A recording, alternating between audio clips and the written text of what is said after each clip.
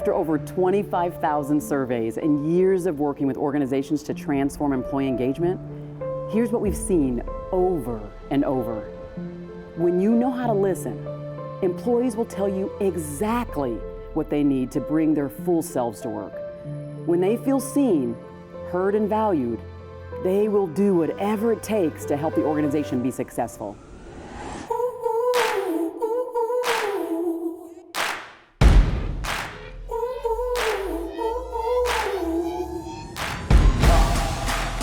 You can't reimagine a better workplace or move forward on a new project unless you recognize what's not being said inside your culture. So how do you feel when someone listens to you? And I mean really listens to you. When they take time out of their day to listen to your thoughts and your concerns and your ideas. It feels good to be heard, doesn't it? When we feel heard, we feel understood. We feel valued. We feel validated.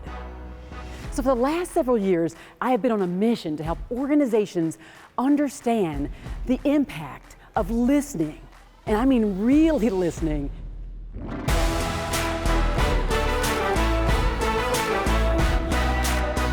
Some years ago, I worked at an organization where I led customer experience, and I loved my job. And one day I got the news. They were going to be merging our company with 4 others. Now, I'm sure you could imagine what that brought up. Mistrust, anxiety, and fear. There was a lack of communication that was going on all around, and no one knew what was going on. And so I had gone to the head of HR and I said, you know what, we have got to do something about employee engagement, something about our culture. It's going downhill fast. And she said, you know, you're right. You go do that. I'm like, I'm in customer experience.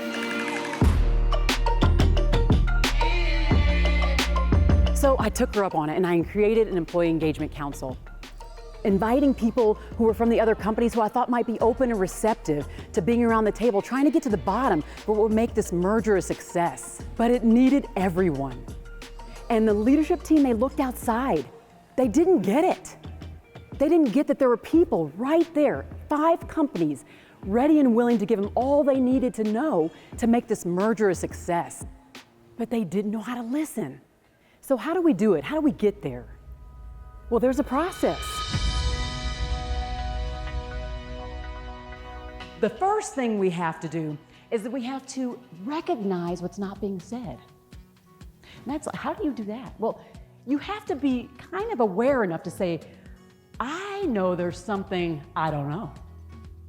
And that's because probably people aren't safe enough or don't trust me enough to tell me what I should know. And I know that because I don't know it, there's a blind spot.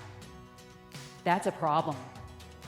So I need to acknowledge that first before I can even move on to listening, because listening is actively listening. It's seeking to understand. It's digging deep and removing my own lens, removing my filter to be able to step into your shoes and understand your filter.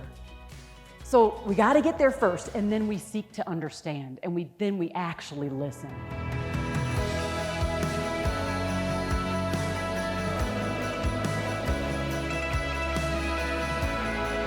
And when we're thinking about diversity, equity, inclusion, and belonging, and we're thinking about the things we can influence and we can control this.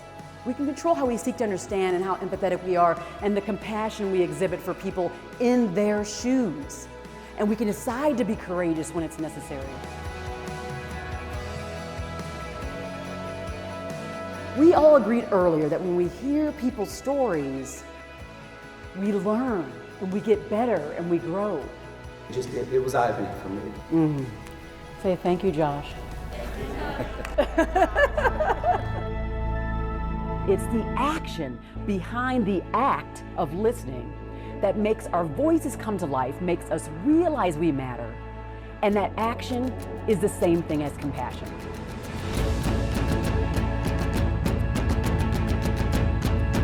You can own your part in this process, and you can use it to ensure that those that are in your presence feel listened to, feel valued, feel validated.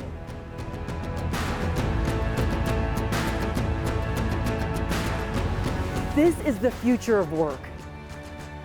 When you invest in your people, they invest back into you. They will tell you everything you need to know to be successful and to get the outcomes you're looking for. Let's get to listening.